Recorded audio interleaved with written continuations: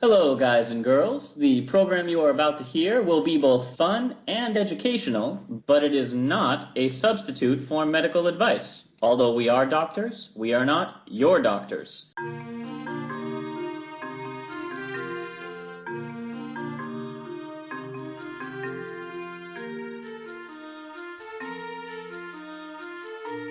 Hello, and welcome to Travel Medicine. As always, I'm your friendly neighborhood internal medicine doc, Dr. J. Guys, you won't believe it. This is Dr. Santhosh, your pediatric infectious disease doctor and researcher. We are now well into spring, and depending on if I get this episode out in time, after April Fools, and if I didn't, hey, April Fools! The next big holiday that usually comes up, at least for me, is usually Easter. Are there any big holidays around this time in Hinduism, Santosh? Yeah, so we talk about springtime.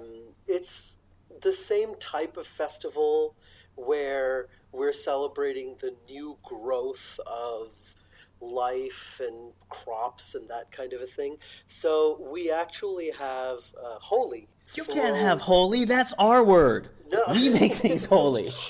No, this is we do we do holy things too, for reals. We have a beautiful party where we throw color on each other. Everyone shows up in white clothing and we throw color on each other, and it's this gorgeous celebration, colors in the air and all that kind of a thing.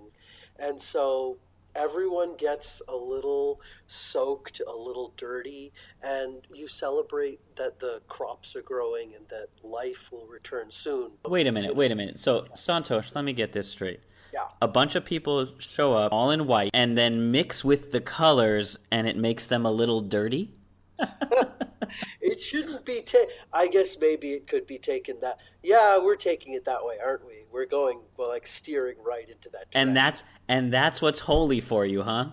Yeah, that's the holy part. So, despite all my teasing, listeners, Holi is basically a wonderful springtime ritual where you all hit each other with bags of colored dirt, brightly colored sand, and it's like a religious pillow fight. It is. It's a lot of fun. So it's Easter, we have Holi, we have regular Easter, we have Greek Easter. The difference between them, if you're not Greek, probably doesn't matter to you. But there's bunnies and chocolate and bunnies, which I never understood how they lay those chocolate eggs. No, you've got to watch more of the Cadbury commercials. They lay it all out with the little bunny that bucks like a chicken. Well, I mean, it looks good in principle, but one year, all I know is one year my dad caught me eating the little chocolate pellets that the bunnies left behind, and he seemed really upset. Oh, the real bunnies. Oh, yes, that's... I mean, to tell you the truth, Josh, from the standpoint of an infectious diseases doctor, you were probably fine. The logic was sound, but of course, we laugh at all these antiquated, backwards traditions in the Bible. It couldn't possibly have anything to teach or impart in terms of modern day lessons. Right. Nothing that we could have learned, or even back in its own day, I'm sure it was just a bunch of nice allegories and parables, right? Right. Like, I mean, I don't know of any situations where, like, I need to figure out how many goats I need to give to you if I accidentally, burn your field. So now that we've managed to, I think, successfully offend the greatest number of people in the shortest amount of time. Yeah, we got Hindus, we got Jews, some Christians, and bunnies. And rabbits, that all-important rabbit audience. Oh, yeah. Let's introduce today's topic, which is actually in honor of the various springtime religious holidays, is medicine and the Bible, or we should say religious affiliated medicine. Sure. Yeah. We started this off, I think, when you did your research as Bible medicine. But I think it's fair to talk about medicine from religious texts as a whole.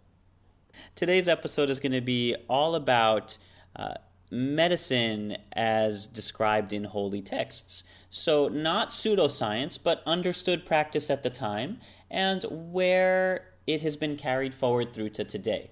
So in numerous instances, to start with the Bible, it contains medical information that in many cases will predate our actual discoveries of the related principles. The medical instructions given by Moses to the Israelites some 3,500 years ago in some ways are superior to the practices of some cultures and are direct ancestors of common practices we use today.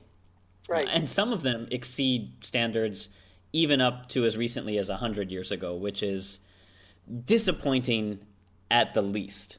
So let's talk about what a few of these are. One of the most basic ideas that we all have in medicine, in fact, so basic we call it the universal health precautions to prevent disease transmission. So, Santhosh, you're our infectious disease doc and researcher. Yeah. What are the universal precautions? The universal precautions start with hand washing. And I always start with hand washing, because that, more than anything else, will prevent the transmission of disease from person to person. Going from hand washing, we talk about what to touch and what not to touch when you are in the patient's room. You don't touch your face and then somebody else's face. Don't share utensils across. Or if your nose is running, if you're sneezing, if you're coughing, stay out of rooms where you could make someone very, very ill. And then we've got some modern inventions like gloves and gowns and masks and these kind of things. So these are the precautions, starting from the basic, which are the universal, like hand washing, all the way to very specific personal protective equipment, or PPE, that stops the transmission of disease from person to person. So how are things like sanitation and infection covered in the Bible? Interestingly, universal is another great, it's still applicable. So the Israelites were instructed to wash themselves and their clothes in running water, specifically, rather than still. If they had a bodily discharge, if they came in contact with another person's discharge, if they had touched a dead human or animal carcass, they were instructed to wash any uncovered vessels in the vicinity of a dead body, and if a dead carcass of anything touched a vessel, then that vessel had to be destroyed. Items recovered during war, and we all know war is a huge place of disease on the battlefield, had to be purified. So anything recovered from war had to be purified through fire or running water, or as we like to call it today, autoclave and scrubbing in. There you go. Yeah. These were the first autoclaves, and an autoclave, for those of you who are uninitiated, is basically a giant oven which applies both pressure and heat so that you can scrub clean everything in there. It's a beautiful tool. I'm going to give you an example of where I pulled this out of, and I'll give you a few references. So for those of you who are interested in the associated Bible passages where what we're talking about is mentioned, you can look it up. This is from Numbers 19 through verses 3 to 22. I'm not usually reading this book for anything, ever. So he's being very, very honest here, people. So bear with me. Directly from Numbers, you shall give it to Eleazar the priest, that he may take it outside of camp, the animal, and it be slaughtered before him. Then, once the offering has been burned, the priest shall wash his clothes, he shall bathe in water, and he shall then come into the camp. He'll be unclean until evening. Whoever burns the clothes themselves shall wash their clothes in water, bathe in water, and be unclean until evening. Then a man who is clean shall gather up the ashes of the water of the heifer and store them outside the camp in a clean place, and they shall be kept for the congregation for the water of purification. Then it goes on to, whosoever touches the body of anyone who has died and does not purify himself defiles the Lord, and that person shall be cut off from Israel. He shall be unclean because the water of purification was not sprinkled on him. So basically, if you touch dead bodies and you don't bathe and wash the bacteria off yourself without having concept of what bacteria are, you're considered unclean. This is the law when a man dies in a tent. All who come into tent and all who are in the tent shall be unclean 7 days. This is very similar in some ways to our isolation procedures, where you have to glove and gown in special gear before entering patient rooms, and then leave and remove that gear so you don't carry around the bacteria or what would have been the contamination in those days. Whoever in the open field touches one who is slain by sword or who has died, or the bone of a man or a grave, shall be unclean 7 days. Again, we talk about battlefield injuries, and where you find these the most common sources of infection is in soil, near graves, in damp earth, which could be wet from blood or bodily fluids. So all of these things are really laid out surprisingly straightforward by any interpretation you care to make of them. Yeah, and I think it's so wonderful to compare what the Bible will say about ritual cleansing, and a lot of the time it's looked at as, oh, this was done for maybe a religious purpose or a ritualistic purpose, whereas the truth is actually that it had a very practical reason to keep, the area clean, to keep sanitation around. And so it's really beautiful to see how it's all laid out very carefully in a step-by-step manner.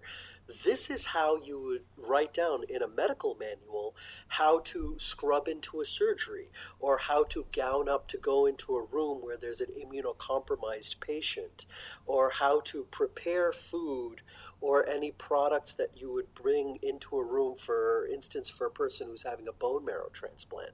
So there's really no difference in how those type of rituals are laid out versus what's laid out in like a medical manual now. And Josh, I'll tell you from my personal experience reading rituals, quote unquote rituals from the Vedas, right, which is the Hindu books, we have a lot of the same types of things where when you wake up in the morning, you do a special type of bath where you actually are supposed to collect water from the river and then come a certain distance away from the river and then pour the water over you.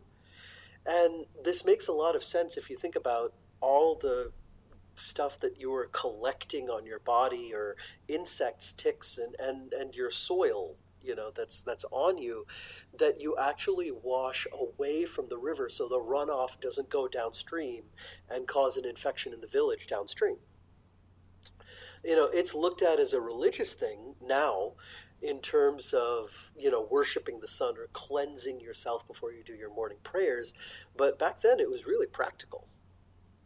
And, I find that in many cases, as I was doing my research, common sense plus time equals tradition. That's it. That's all it is. And after a little while, we tend to forget where the original common sense part of it came from and when it was relevant. So for that particular large group of things we just talked about, for universal health precautions, that's covered biblically. And again, please give us corrections, because I'm out of my element a little bit. Is Numbers 19, 3-22, Leviticus 11, 1 through 47, and Deuteronomy 23, 12. Hopefully that's got meaning to some of you. So let's move on. Go ahead, Josh. Sorry. No, please, after you. No. So, we're talking about, really classical things that we think about when we say Judaism, and it's how to clean your food, how to clean your house, all these kind of things ultimately were to prevent disease, to stop getting sick, because and we forget about this, but it wasn't too long ago that people were sick all the time. You got sick from eating, you got sick from bad water, you got sick from stuff in the air. So it wasn't too long ago that being sick was a natural part of life. Yeah, and certainly it's been commonly accepted knowledge, if not heavily researched that a lot of the original halal and kosher dietary laws were to prevent eating of animals who were likely to carry parasites. Uh, because goats and cattle are much less likely to pick up certain kinds of diseases than pigs or fish, Right. which by and large tend to fall under the forbidden list. Yeah. Same thing with intoxicants, things. So again, you take what is felt to be common sense at the time when people notice, oh, if I eat whatever the Old Testament equivalent of a hot dog was, I Yeah. get sick. But if I stick to steak and eggs, I stay healthy. So let's talk about how do you handle infectious diseases.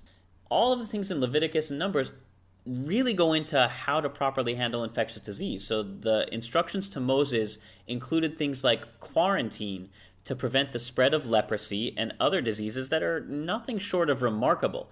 So, to paraphrase, infected persons were instructed to isolate themselves outside of the camp until they had healed, and they were every day to shave and wash thoroughly. So, again, you want to make sure any bugs that may be on you or any filth that you may have collected for whatever reason is washed off of you. Any priests that gave care to these people were instructed to change their clothes and wash thoroughly after inspecting any plague victims. It should be noted that the Israelites were the only culture to practice quarantine at all until the 1600s. But when medical advances finally demonstrated the importance of sanitation and isolation, really started in Victorian times. So they knew what quarantine was. They knew that people had to be kept away. But for example, the Black Plague of the 14th century, the one that we all know and picture as like people just erupting in these giant, awful, dark pimples that take over their body or whatever movie version Hollywood has shown you. That plague wasn't really broken from spreading all around Europe until the church in Vienna began encouraging the public to start following guidelines as set forth in the Bible for quarantine. Yeah, and you don't really think about ancient cultures isolating themselves or thinking about isolation or how disease was transmitted, of course, because they didn't have a conception of what germs were or things like that. But just have the simple mindfulness. It's pretty awesome if you think about it. Just to say, hey, if we have something which seems to move from person to person. I don't care what you want to call it, but it just moves from around from person to person. And then you say, well, what if we instead of taking it, just letting these people walk about willy-nilly, they actually stayed in one spot. And that was just a really kind of simple, elegant idea. And this was the beginning of the thoughts of quarantine. And we still use this to this day when we have communicable diseases, just because we have a conception of how diseases, infectious diseases specifically, are transmitted either through the air, coughing, sneezing, or by contact. That doesn't mean that the practice is any less relevant. It's very easy for us to start off and say, oh, well, of course, bathe, don't touch the sick, change your clothes, right? So you know what then? Let's kick it up a notch. Let's start looking for things that are a bit more specific. If we're going to make the claim that at least parts of religious texts really were ahead of the time, even by modern medical standards, let's look at something a little closer to home. How about antiseptics? Santosh, you're infectious disease. You're going to want to find ways to treat. So if you're creating something that's going to be an ethical, spiritual, medical guide for untold years, you're probably going to want to include some kind of recipe for what? Aspirin or something to treat infections? Yeah, yeah. At the very least, if I was living in ancient times, I would know that. Well, I wouldn't have the term infection yet, but I'd know sickness. I'd know the signs that something was off. So I'd want something to probably attack fever because that is something that I can envision. In Numbers 19, verse 18, and I got to tell you, this Numbers book came up a lot. This seems to be the one that had the most sort of medical advice. A clean person shall take hyssop, which is a kind of oil or plant, dip it in the water, sprinkle it on the tent, on all the vessels, on the persons who were there, or on the one who touched a bone, the slain, the dead, or a grave. So basically, it's being told to use this as an antiseptic, the very first antiseptic. And hyssop oil, so this plant macerated and mixed with water, was charged by God to Moses to be used as a purifying agent. Studies have shown that hyssop has about roughly 50% antifungal, antibacterial agents scattered throughout it. Now, in a concentration that is truly going to purify as is laid out, Right. probably not. But there are very easily provable medicinal properties, and herb lore was the order of the day again back in ancient times. Sure, sure. I can definitely see that happening. Recently, I think, did a beautiful little journal club where we included what was it, Josh? It was the mead that came out of the Book of Vikings. Is that right? Yes, the Yeah, Viking mead. the Viking mead, which when the researchers actually assembled it and put it together, they found that it made for a wonderful antiseptic for a very specific applications, and I think in this case it was wound care. So, scientific endeavor is nothing more than testing things over and over, putting forth a hypothesis, and then testing things over and over until you have a working set of rules that will consistently, or a cause and an effect. So, there weren't perfect solutions, and they probably didn't even know really how it worked, but they came up to be good solutions for the time and what resources that you had available. You're making the bold claim that the Bible and other religious texts of the day really served as the first examples of scientific journals, collecting human observations and knowledge, and then dispersing it in a way that easily understandable by the mass population. That's really all it is. You've investigated things uh, with as much rigor as you possibly could. Putting some good knowledge together, and you've come up with a solution to a problem. It's a beautiful thing. So we talked about the first antiseptic, but I feel like that's still not enough. Like I really want to give you some good evidence that there are some pretty fascinating things I found during my research into this. Uh, Yeah, so please go ahead. let's jump to one that is, I want to say, arbitrarily specific. Okay. For many centuries, biblical scholars of all faiths have been perplexed by God's law of circumcision, Yeah. which required, there's a lot of questions that come up with circumcision, Yeah. and a lot of controversy over it. Now, it's something that Santosh and I both had to perform on babies during our medical rotations and residencies. Hmm. Um, so it's something which we're familiar, and even as something that's performed as a medical professional, it seems a little bizarre. So why do we do this, and what requires the procedure to be performed on the eighth day after birth? And that's as specified in Genesis 17, verse 12, 21, verse 14, Leviticus 12, and Luke 2:21. Some of these are sentences long, some of these are like entire pages. Uh, why the eighth day? right? That just seems like you could pick any. The world was created in 7 days. Why not do it on the seventh day? Let's keep all the numbers on the same page.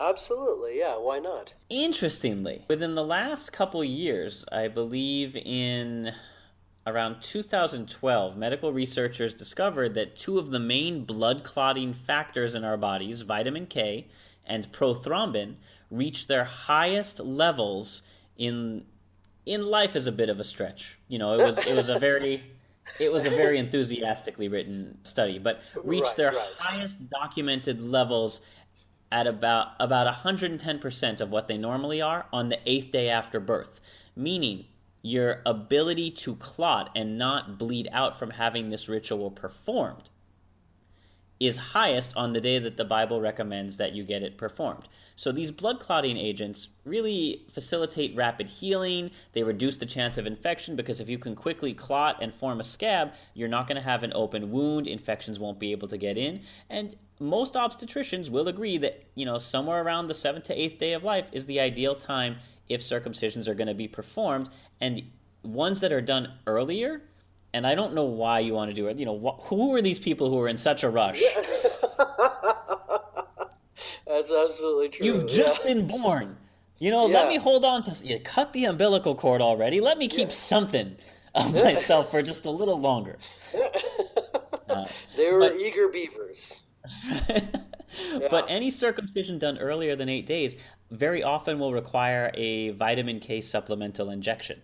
We had all kinds of things that were ready to hurt babies before we came into the somewhat modern era. And by modern era, I'd even say like the 1900s. We're talking about germ theory, we're talking about understanding how clotting works. That's a great one to think about.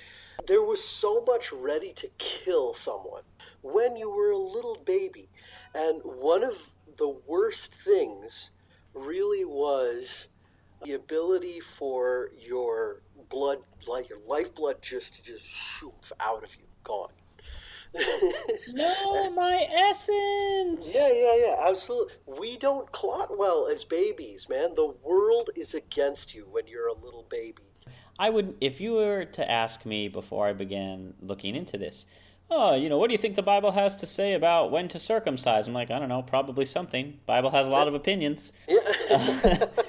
But they knew, probably just after time and time again, that if there was some point in time that people learned that if you circumcise, that baby boys and boys later on would get less problems with their penis, and at that time it would be infection. So, I feel like that gives us a good grounding in the Old Testament. Yes.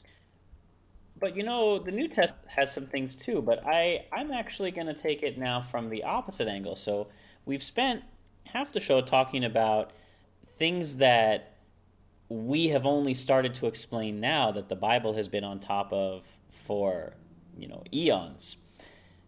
But let's flip that coin and look at some things that, the Bible was unable to explain and modern medicine may have figured out. Yeah, absolutely. Yeah, let's get into some of these. When you hear about supernatural religious type miracles or Sure. things, what are some of the classic ones that your mind conjures? You've got things appearing in things. Jesus on toast, which I hear is delicious. Mary in oil, that's another one. So that actually has to do with some pretty cool psychological phenomenon where we actually, as human beings, love to put faces on things. But I think you're talking about specifically like biblical stuff. You're talking about crying statues. Well, yeah, I mean that one happens to call out to me because, as our listeners know from our Halloween episodes, I love scary movies, and Yeah. every good, every religious horror movie worth its salt is Mhm. gonna have something with like a statue bleeding out the eyes. Yeah, absolutely. Right? Don't even try and sell me a demonic possession story unless you are just pumping buckets of blood out of inorganic material. Yeah, there you go. That's fine. I mean, it doesn't have to be eyes. It could be walls, it could be Yeah, concrete, it could be, I don't know, a roll of polenta. Something needs to bleed in order for it to lead. yeah. Okay? So, I like that. I like that a lot. but yeah, let's talk about blood crying statues. Now, I will not rule out that some of them could be genuinely religious based or just very, very sad concrete. Yeah. But Sure. a lot of them can actually be explained by a very simple, ubiquitous, meaning ever present, Mhm. bacteria. Yeah, yeah, absolutely. And, I don't know if this is a bacteria. I know it's a bacteria you're familiar with, Santosh, but I didn't know to what extent you were aware of the unique properties of the bacteria known as Serratia marcescens. Yeah, Serratia marcescens is it's a water bug. It's a gram-negative rod that likes to live in water. It can give us a bad gastroenteritis. So one of the unique aspects of this Serratia bacterium is, in addition to living in water and forming slime molds, it actually produces a pigment, a red pigment called prodigiosin. And these bacteria first kind of attracted scientific attention in early modern times, around the 1800s. I was going to bring it back there Favorite, at absolute some favorite. point. Yeah, yeah, yeah, absolutely. Just The because best I time. love that time period. It's not always restricted to London, guys. No, that's true. So, a scientist in the 1800s known as Bartolomeo Bizio Mm. decided to get busy figuring out why some of these statues were bleeding tears, or why his polenta in his kitchen was doing its best impersonation of blood. And imagine you put a knife into what is essentially a cookie dough sized tube of cornmeal and blood comes out. I'd be pretty freaked out. Yeah, yeah, absolutely. That shouldn't happen like that. People would scream, toss the cursed food away, and go running to their nearest priest for confession. Yeah. Uh, Yeah, yeah. Whenever anything is bleeding, which does not contain blood. in 1819, in a little town in Italy, there was an outbreak of diabolically cursed polenta, and I encourage you to look it up because it's a fun story to read. It is. It's a brilliant story. A gentleman named Bartolomeo Bizio, a young pharmacist, believed that a microorganism was responsible, some kind of bug, and he looked at it under the microscope because they had invented them then, Yep. Thank and you, Lee Hook. he found a bacteria that was happily chowing down on the polenta and cranking out a red pigment, which he originally thought was a fungus. So he named it Serratia in honor of Italian physicist Serafino Serrati, Mhm. and marcescens because of the pigment's tendency to fade or decay rapidly, meaning these red pigment that the bacteria were producing were the equivalent of its bowel movements. It's kind of like pumping out that little, you know, reddish fart lasts a few moments, more than a few moments, but lasts a short time and then decays. Right. So let's Yeah. fast forward to the, unless you would like to comment on the Italian job. No, no, no. Not at all. Not at all. So we found the source of our the blood, really. So if you get moisture like dew or collections of water on statues, Mm-hmm. and these bacteria can get into that water very easily, and their natural byproduct when making energy is a short lasting reddish pigment. Now, even if you don't clean anything, natural water collection will erode or wash away these deposits of bacteria, especially if they're very small pockets, such as might be, I don't know, tear shaped or tear Yeah. sized, which And explains why these things are very short lasting.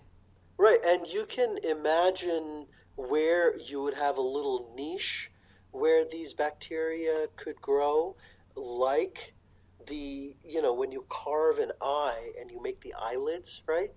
So that's a perfect spot for water to collect and for just the right amount of moisture to be sitting there so bacteria can grow. So let's fast forward to the middle of the 20th century, when in the early 1950s, the US government thought it'd be a good idea to use serratia as a bioweapon, or at least in an experiment to see how bioweapons might disperse. This was known as Operation SeaSpray. What you are all going to start to learn a little bit more at home, listeners, is one of my other great historical loves, besides the Victorian era, is nautical history. And Operation SeaSpray burst a series of balloons filled with this bacteria, serratia, over San Francisco Bay. Serratia was specifically chosen again for that same red pigment, which makes all the balloons filled with them easily traceable. So you could see if, say for example, a nuclear weapon detonated near a coastal US city, how the fallout would likely disperse along the currents. Yeah, it's a great way to check that out. So the supposedly innocuous bacterium, which as far as everyone knew just made statues cry and polenta bleed, was generously sprinkled over the San Francisco Bay and subsequently linked to several respiratory infections and at least one death. This is a great example of how we, as human beings at the time, with the knowledge that we had, thought that we were better than nature. We're not. We're never better than nature. It also tends to be, in our modern day world, one of the most common causes, or at least one of the top 10, of all hospital acquired respiratory, neonatal, and surgical infections. And that's because it's a bacteria that is very hardy and likes to live in moist environments. Even contact lenses. It's one of the top 3 causes of ocular keratitis, usually caused by poorly cleaned lens cases. So there you go. Why does it make a red pigment? Does that have some kind of physiologic purpose? Is it merely a coincidence? Nobody really knows. But I thought it was very interesting. So now let's move on to our next. So we've talked about bleeding statues and also the idea of communion wafers and the entire concept of transubstantiation, that you are eating the true body of Christ without risking any of the, shall we say, lesser known side effects of cannibalism. Sure. Sure, I think that's a good way to put it. That's a separate issue. Only worth mentioning because in the conversion of several cannibalistic tribes around the world, missionaries were often the most successful in convincing them to stop, because they would say, no, don't eat the bodies of your enemies, eat the body of Christ. And the natives would look and usually say something to the effect of, Christ must be a very tiny enemy. Yeah. It's very understandable. You have a cannibalistic tribe, and they're like, yeah, I'll eat the body of... No, that's a cracker, man. What are you doing? So, but the next one I want to bring up is actually one that's been talked about in another podcast, and by a pretty well-known name, but I think is worth mentioning. Let's look at some of these other medical maladies through history and maybe see if we can explain these giants and mystical creatures and happenings through a bit of a different lens. Of course, David and Goliath is probably the best known story, and it's been covered before, I believe, by Malcolm Gladwell. Are you familiar with this, Santhosh? Yeah, this is a TED Talk, guys, and if you guys are familiar with TED, I'm almost certain you are if you're one of our audience members, because that means that you love knowledge as much as we do. So this TED Talk was from his, I think one of his books, right? He was specifically focusing on his book where he was talking about why underdogs aren't really underdogs, essentially. And he gives a great story of why it is that we shouldn't think of Goliath as truly a big monstrous form, but rather someone who was actually sick at the time. Yeah. So some of the things that he covers, and I certainly encourage you to watch his TED Talk because it's worth seeing just for its own, but he talks about Goliath's symptoms or his description of a giant size and the fact that he needs somebody to lead him out onto the battlefield, and he taunts David saying, he's brought sticks when David's only carrying a single A staff. single staff, and yeah, also that he was brought by an attendant. I remember. Yeah. So if you look at all these through a medical filter, it really begins to look as though Goliath suffers from a very specific kind of disease known as acromegaly, which is often caused by an overproduction of growth hormone from a pituitary tumor.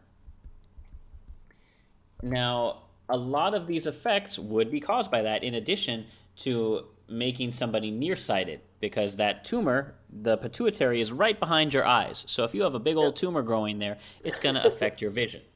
Yeah, and just a little bit of awesome anatomy that I love is that the optic nerves go from the back of your eye and then they actually crisscross, guys. There's a cross called a chiasm where the optic tracts in your brain just make a little X, and the right eye feeds into the left side of the back of your brain called the occipital lobe, and the left eye feeds information to the right side. And so right where it crosses is where that pituitary stalk is. And so that compresses that chiasm, and that can create double vision. Yeah. So again, you can find out a lot more about that told much more eloquently than us through Malcolm Gladwell's TED Talk, but that wasn't going to be enough for me. I figured there has to be more than one source, right? Oh That's yeah, what science and absolutely. medicine are about. We look for Yeah. multiple sources. So I went digging into the free PubMed archives, which is a search of all kind of the journals and studies ongoing. It's like Google specifically for researchers. It's a fantastic resource. I personally wish that all of the papers were free, but that's a topic for another day. Yeah, yeah.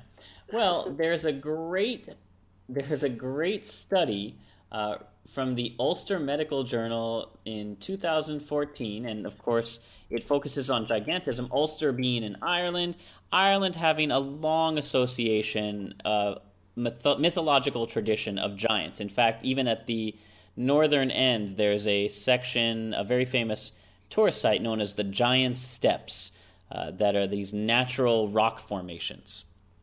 Yeah. So, the Ulster Medical Journal published a paper on hereditary gigantism, the biblical giant Goliath and his brothers. So, they come up with a different approach. So, rather than saying it was a growth hormone tumor, they're suggesting that he had a whole family tree of autosomal dominant inheritance with a pituitary disorder. And they speculate on it because it mentions, apparently, Hmm. that he has a relative with six digits who is also a giant. And they really go in depth as to the different giants, and they talk about Og, king of Bashan, who slept in a bed of iron 9 cubits long, um, who was one of That's a the lot last of survivors. That's a that's lot a of lot of cubits. cubits. I always have that same reaction because my only other reaction, honest to God, is what the hell is a cubit? It is it is the distance from your elbow to your fingertips. Yeah. Oh, okay. Thank you. Thank you. There you go. Don't say I never taught you anything. You taught me But so much, Josh. But Goliath is, of course, the most well-known giant in the Bible, who was described as the champion of the camp of the Philistines, whose height was 6 cubits and a span.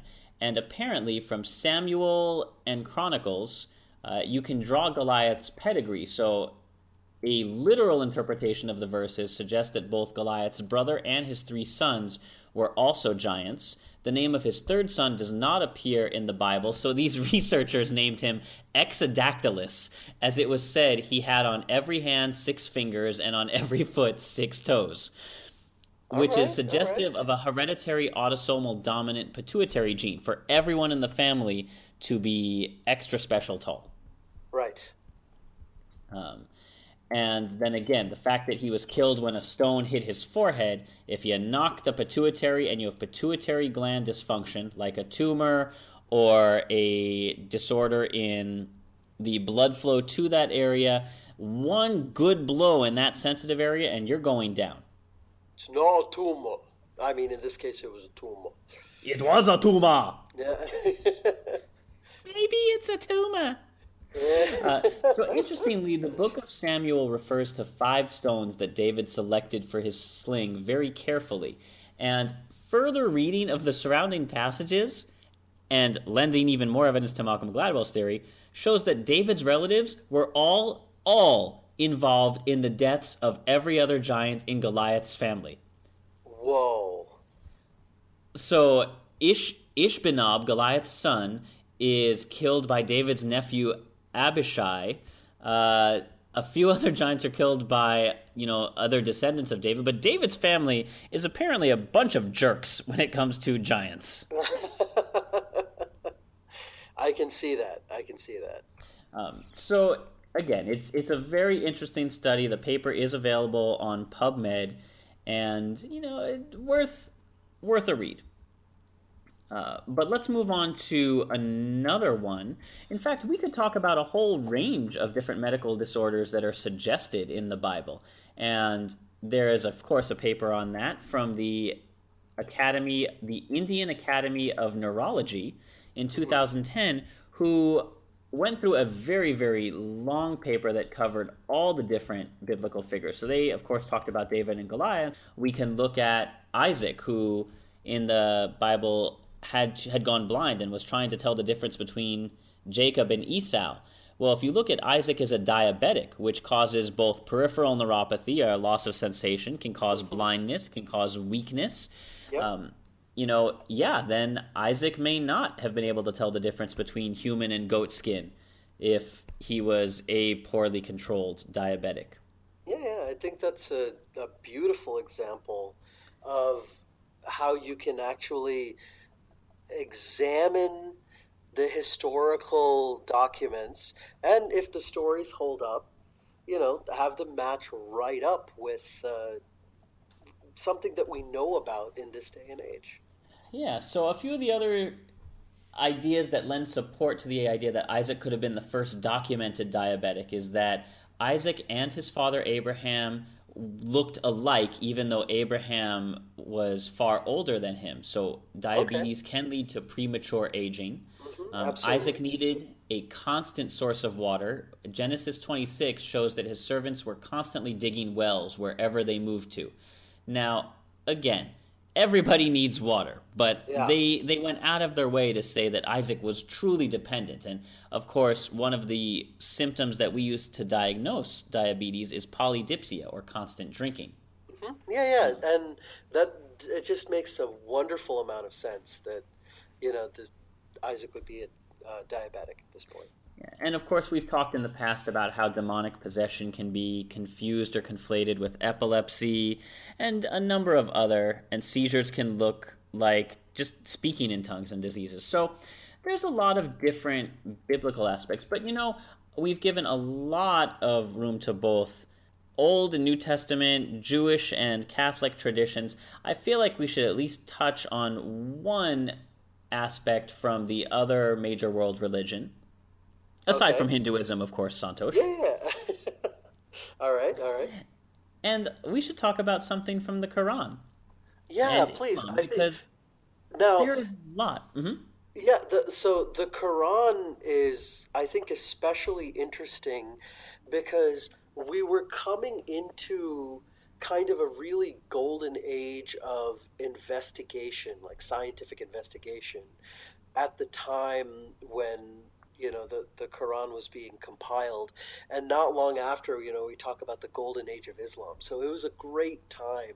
I thought that it was very interesting, especially in the writing of the Quran, because of course we see a lot of, shall we say, the anti-vaxxer movement coming from a place of deeply held religious beliefs these days.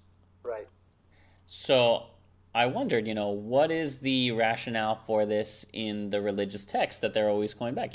I don't want my children vaccinated because of religious beliefs. Well, in the Quran, I'm going to mispronounce this. Okay. From the Mishkat al-Masabi, Volume 3, page 947, In the Quran, when God's messenger was asked whether believers should make use of medical treatment, he replied, "Yes, servants of God, make use of medical treatment, for God has not made a disease without appointing a remedy for it, with the exception of one disease, namely old age." Yeah. Yeah, that's old age is a mother, man. I mean, that is the politest, most formal way of saying, should we use medicine? Yeah, duh. Yeah, yeah, Like, yeah. why wouldn't you? It's there. Literally, yeah, duh. Yeah, I think that's there's no Um, better translation than yeah, duh. Again, we've already demonstrated that a lot of practices prescribed in the Bible have medical applications and uses today.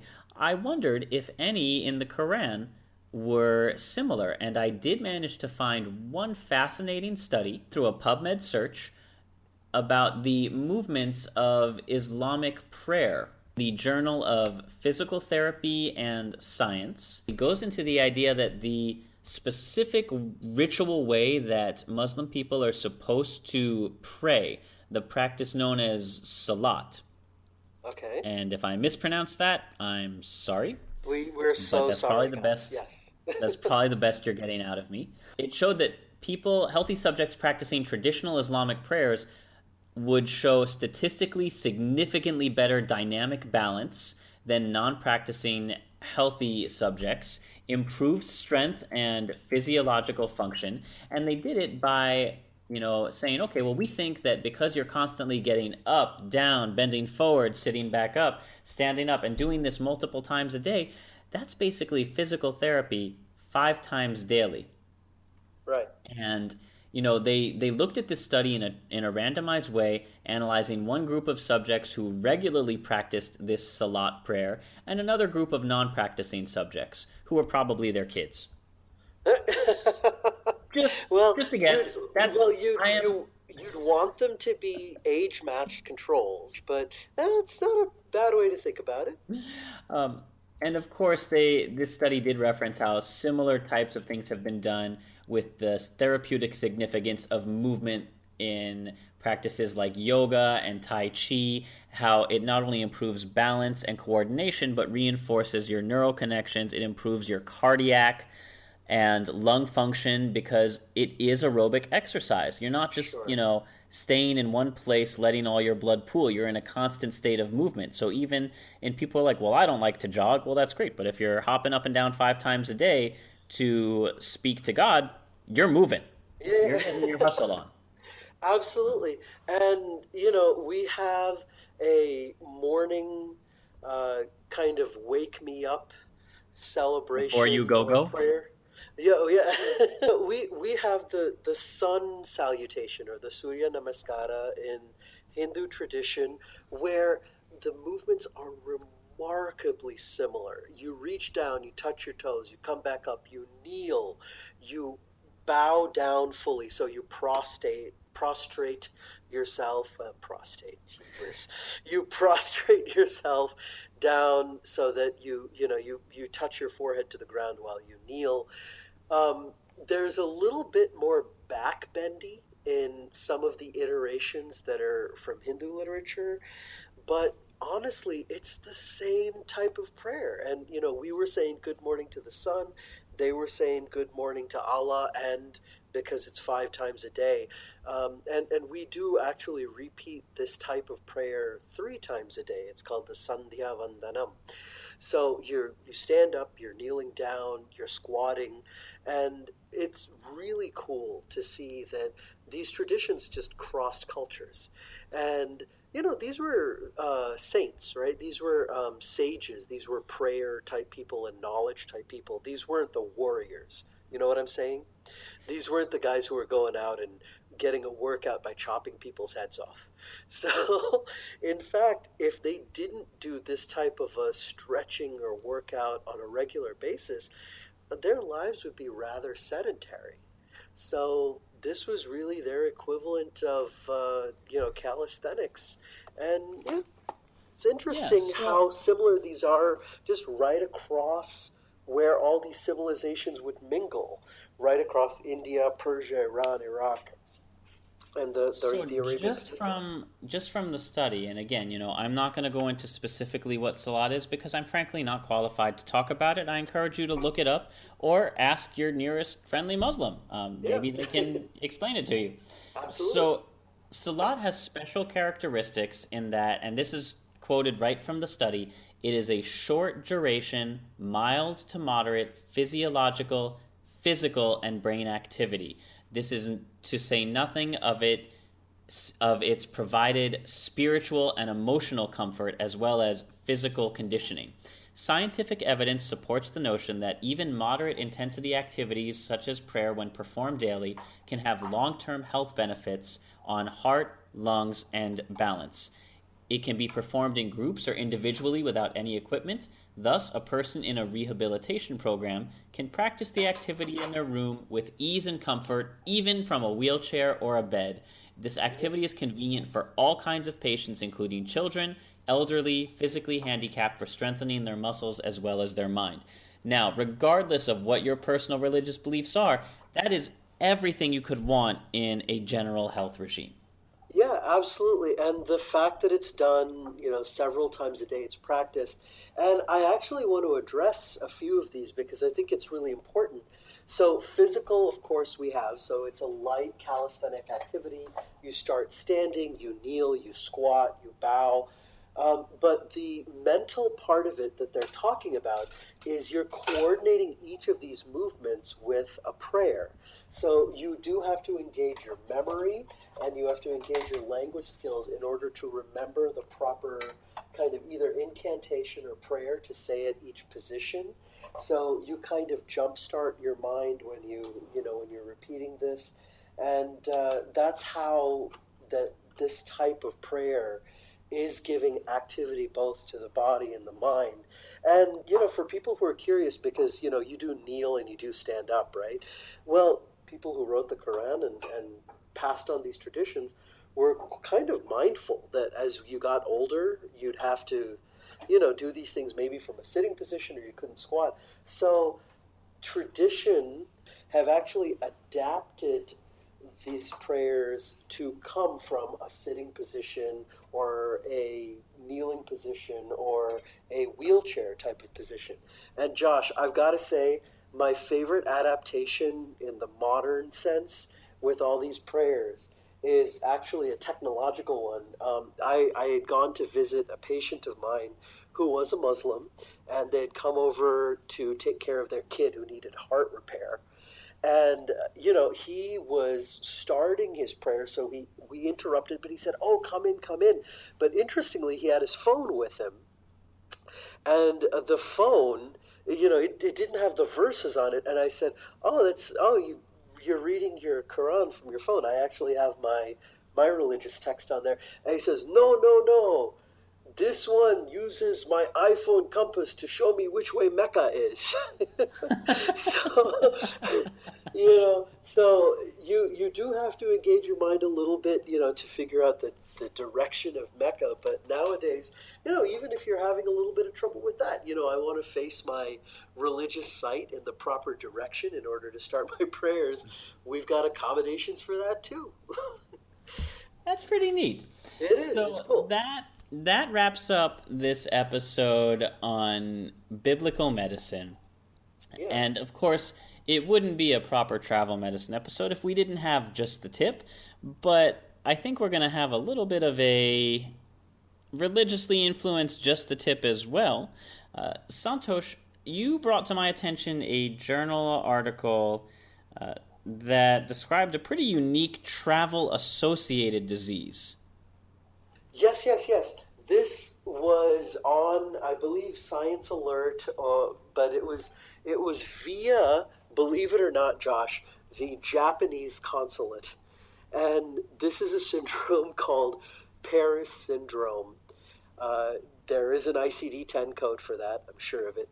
And the idea of this, but Paris syndrome is really specific to, they said to the Japanese culture, but other cultures that kind of believe in um, placing the customer first or being very service oriented and kind of humble if anyone's ever been to Paris, it's a beautiful city. It's gorgeous, but it's a big cosmopolitan city. It's like New York or Los Angeles, and just like in all those places, you can get your share of rudeness, and you can get your share of, hey, tourist, get out of my way, or if you're unfamiliar with the tipping policies or the restaurant policies or the language, you can get people kind of pissed off at you, like really ticked off.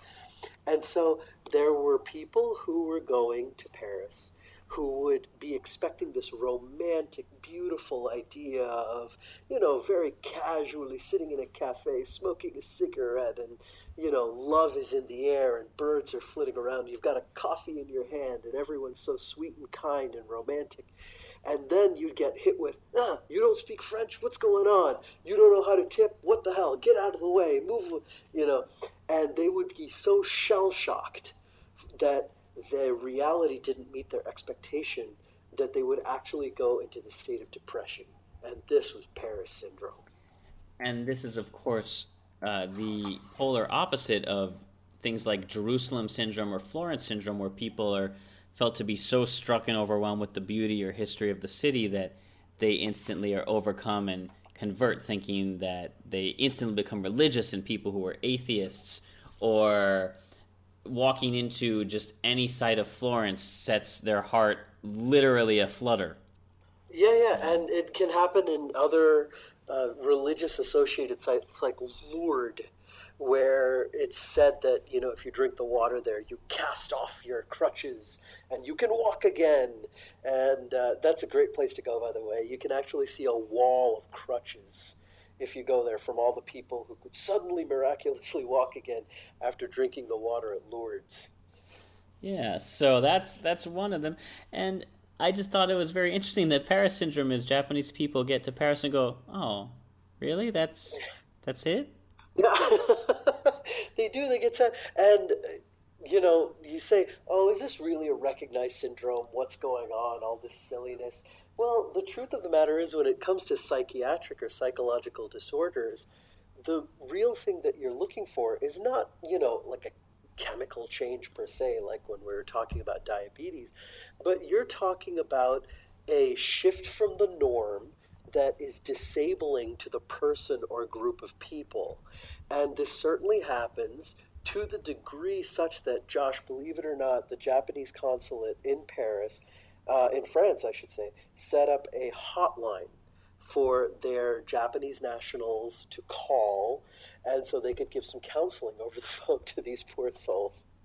And it sounds very, very funny when you talk about it. But well, in order to maybe help combat some of this, shall we say, Paris syndrome, yeah, and I don't think strictly from the Japanese, but to no, combat I think they were just the ones. I think who the noted. population that had Yeah. taken it the most seriously. Exactly. Well, Paris has now created a series of public garden urinals to turn pee into fertilizer and stop people from apparently publicly urinating with abandon. And yeah, this turned into a thing because you have people from all over Asia, Europe coming to visit, and in a lot of And places, peeing on walls? well, well, a lot of places it's prohibited. It's not considered to be a good thing, or as the Paris would say, very gauche. But in other civilizations, wherever you gotta pee, you pee. Yeah, I have a history of interactions with, shall we say, uniformed authorities who would disagree. So, in cities the world over, of course, men and women who urinate al fresco are a scourge of urban life. But Paris has a new weapon against what the French call les pipis sauvages, or wild peeing. You're lying to me that that's what it's called. Look it up. I dare you. All right, Wikipedia challenge to our listeners. It is a sleek and eco-friendly public toilet that you walk up, urinate in. It's a little box with dirt and flowers that not only will hide the smell of urine, but help to grow plants that will make the city streets smell even better. And by setting up urinals all over the city to publicly make free use of, the incidence of random other walls being used has Yeah. decreased dramatically. So the first two of these toilets were installed recently on France's state-owned national railway, so people hopping off the train wouldn't have to walk all the way into the station. You got to make it convenient for the people, Josh. Jardin des Tuileries or Fontainebleau or one of those beautiful historical gardens that were set up by Napoleon or Louis XIV, you can pee on history and be part of the future of that garden. And when else will you be encouraged to publicly urinate? Really, that should be reason enough. And Josh, I think we should let people know that even though those urinals are there, there is still somewhat of a chance that you could get caught for public urination or exposure if... Yeah, it's not a blanket statement to walk around Donald Ducking it. Yeah, exactly. Yeah, you keep your pants on for now. We here at Travel Medicine do not endorse public nudity outside of designated areas in very specific parts of the world. I can't believe that that's got to be like one of our disclaimers, but sure. I'm just imagining like a tourist going over, but Dr. Josh and Dr. Santhosh said I could say. All right, folks. Well, that wraps up the episode. Happy Spring Festival of your choice and beliefs. And until next time, as always, we love to hear your comments, questions, and feedback. You can reach us on Facebook, on Squarespace, on Twitter, on Patreon, anywhere podcasts are downloaded. We'd love to hear your reviews, your ratings, and we would love for you to support us spiritually, emotionally, and financially. Included in the show notes are a whole bunch of places you can do that. Our theme music is composed by Rachel Leisure. This show is produced by me. With a lot of help from all my co-hosts and those of you who submit stories. Thank you very much. And until next time, as always, happy travels. Bye, guys.